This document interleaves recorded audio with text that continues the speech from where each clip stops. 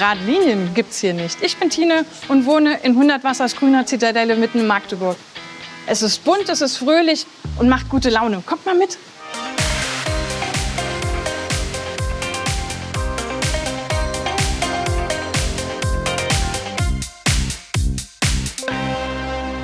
So, jetzt sind wir hier bei meiner Wohnungstür.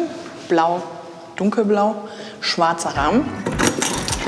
Wir gehen jetzt direkt durch in die Küche und schauen uns das mal von näher an. Und zwar seht ihr hier, und das ist mein Lieblingsort in meiner Wohnung vor allen Dingen, weil ihr hier diesen wunderbaren Fliesenspiegel haben. Und wie ihr seht, hier ist nichts normal, hier ist nichts gerade.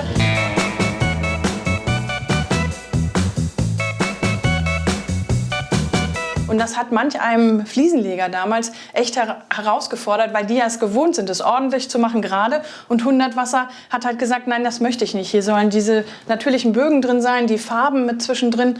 Und mir persönlich gefällt das total gut. Das macht mir gute Laune morgens. Und deswegen, es war der erste Raum bei der Wohnungsbesichtigung, da habe ich gesagt, jawohl.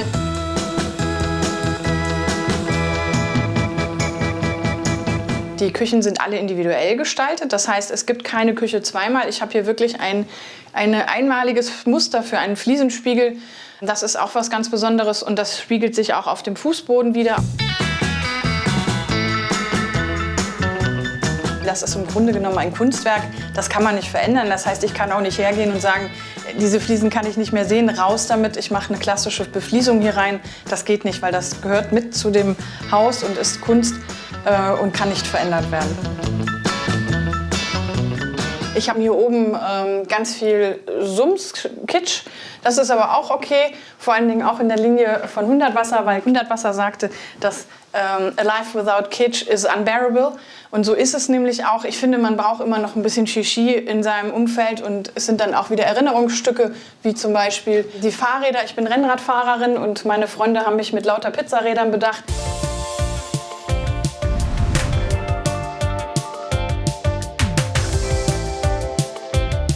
Ihr werdet euch sicher fragen, wie kommt man dazu, in so ein 100-Wasserhaus zu ziehen? Bei mir war es so, letztes Jahr bin ich nach Magdeburg gezogen, beruflich bedingt, arbeite für die Landesregierung und hatte eine Besichtigung gemacht an einem der ersten Tage hier in Magdeburg und habe mich in das Haus verliebt. Ich fand das einfach unglaublich spannend, ich fand das schön, diese vielen Farben. Und dann habe ich bei der Besichtigung festgestellt, hier würde ich gerne wohnen und habe auch gehört, dass es Wohnungen gibt. Irgendwie habe ich Glück gehabt, ja, muss man ganz klar sagen. Ich durfte mir 3 Wohnungen anschauen, bin in diese Wohnung rein und habe gedacht, hier steht mein Name drauf, da höre ich einfach hin. Ich habe mich hier einfach in der Wohnung gesehen, hatte Glück, habe die Wohnung bekommen und bin dann im August letzten Jahres hier eingezogen. Und ich habe es nicht bereut. So, dann darf ich euch noch 2 Mitbewohner vorstellen, die ich mitgenommen habe. Dann kommt mal her. Und zwar wohnt hier auf meinem Sims Henriette, das Blauschaf. Henriette ist aus der Blauschäferei, gehört in eine große Herde. Sie ist von einem Künstler, der heißt Rainer Bonk. Henriette hatte in Wiesbaden auch noch 2 Gesellen, die wohnten gegenüber. Jetzt ist Henriette hier in Magdeburg alleine, aber vielleicht kommt ja irgendwann das eine oder andere Blauschaf auch noch dazu. Und das Zweite, was ich hier habe, ist was ganz Besonderes. Das ist nämlich meine Rose. Die habe ich aus einem Rosenstrauß, den ich geschenkt gekriegt habe, gezüchtet.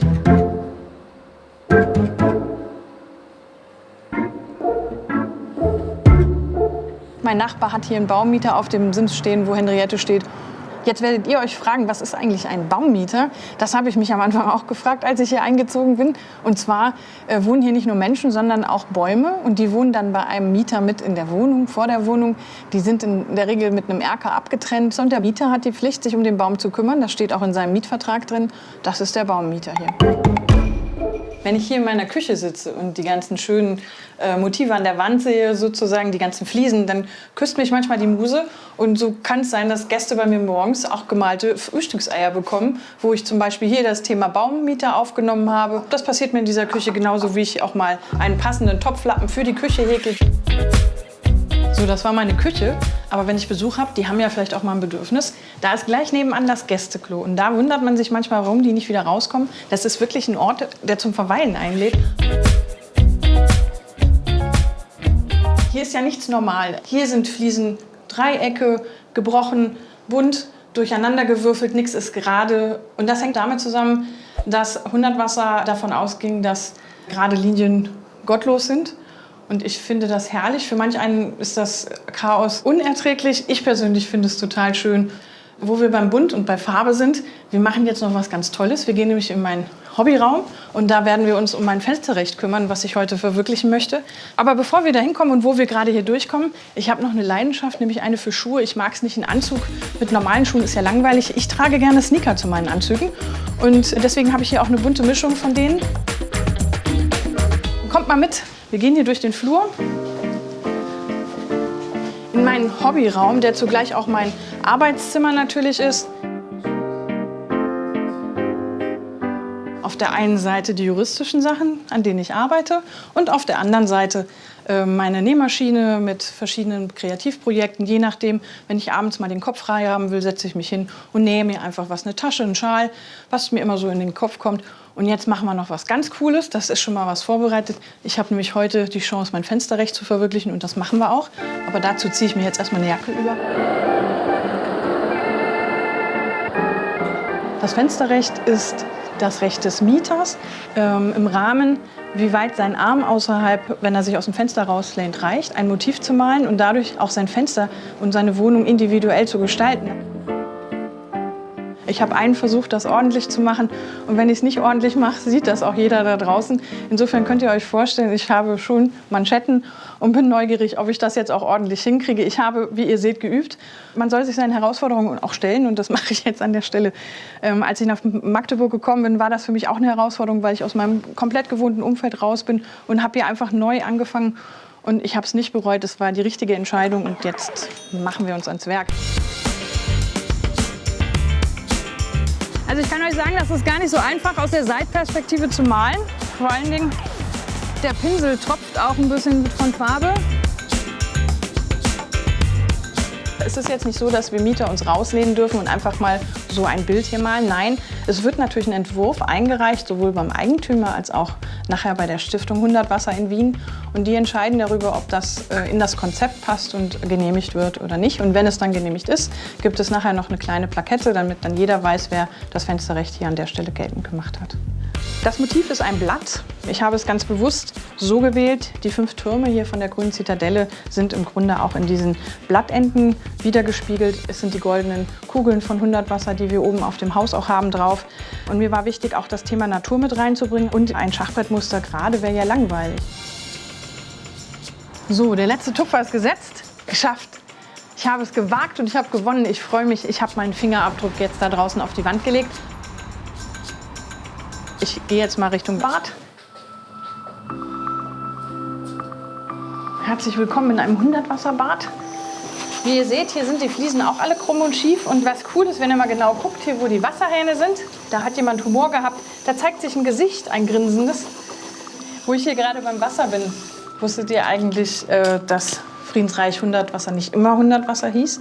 Wasser war sein wichtigstes Element. Er hieß Stowasser mit Vornamen Friedrich und hat sich dann in Friedensreich umbenannt. Und aus dem Stowasser wurde 100 Wasser. Stow aus dem Slawischen ist 100. Und dann hat er sich dazu umbenannt. So, jetzt sind wir hier fertig. Die Hände sind sauber. Die Jacke ziehe ich jetzt aus und jetzt kommt mal mit in mein Wohnzimmer.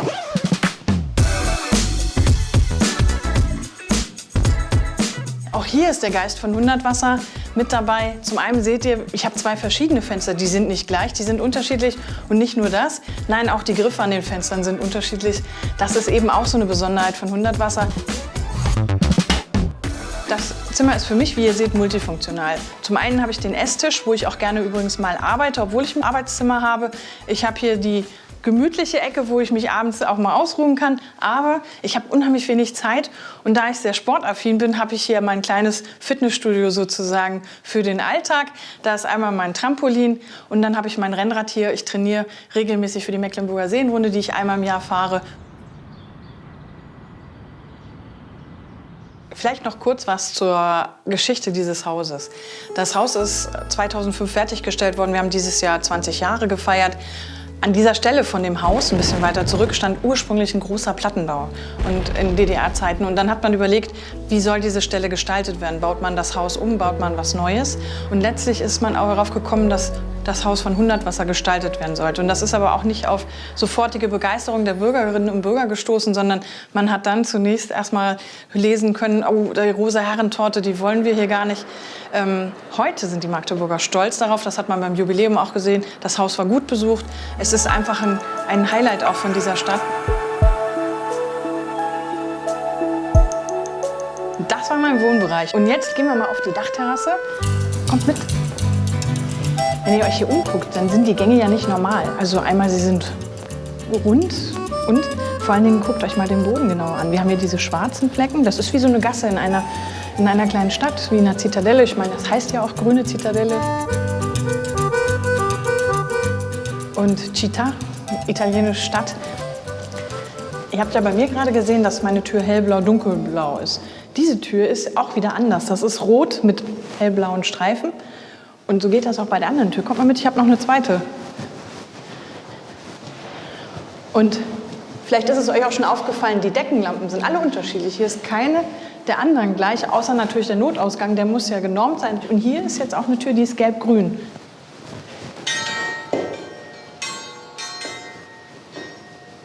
Hört ihr das?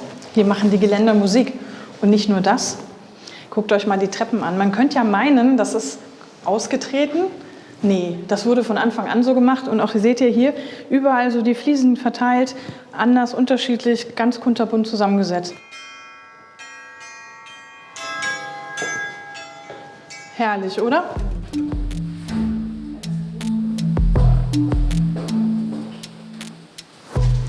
Und hier geht es auf die Dachterrasse, sehr herbstlich im Moment, aber das macht gar nichts. Und wir haben viel Wind, aber das macht mir als Seglerin besonders viel Spaß. Kommt mal mit.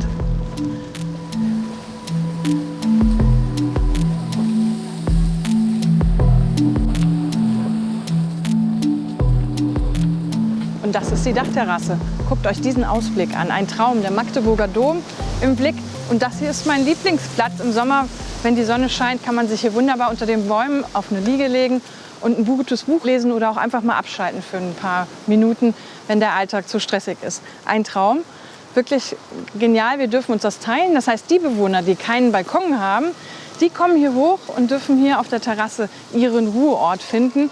Und wir haben zudem noch da drüben ein Teehäuschen, wo wir mit Mietern zusammen sitzen können, uns treffen können und uns bei Tee und Wein auch mal austauschen. Das ist einfach total entspannend.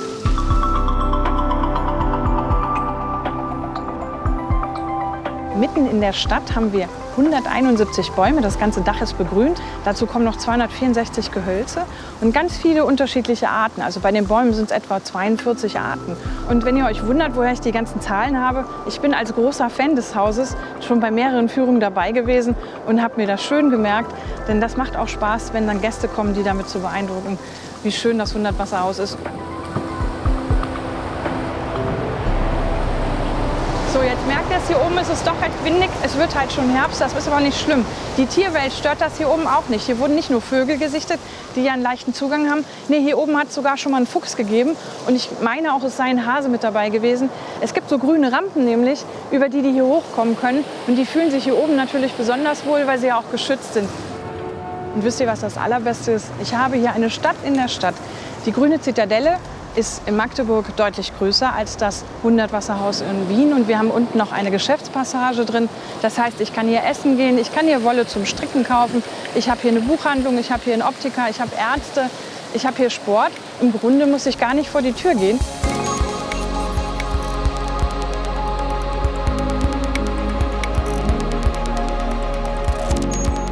Mensch Leute, ist das nicht Wahnsinn? Jetzt kommt zum Schluss sogar noch die Sonne raus. Das war die Roomtour durch die grüne Zitadelle, das Hundertwasserhaus von Magdeburg. Ich hoffe, ihr seid inspiriert und es hat euch gefallen. Schaut einmal selber gerne vorbei. Führungen gibt es durchs Haus täglich. Der Dom ist um die Ecke. Und für inspirierende Wohnideen, da schaut hier vorbei oder abonniert gleich den Kanal. Ich bleibe noch ein bisschen hier oben und sage Tschüssi.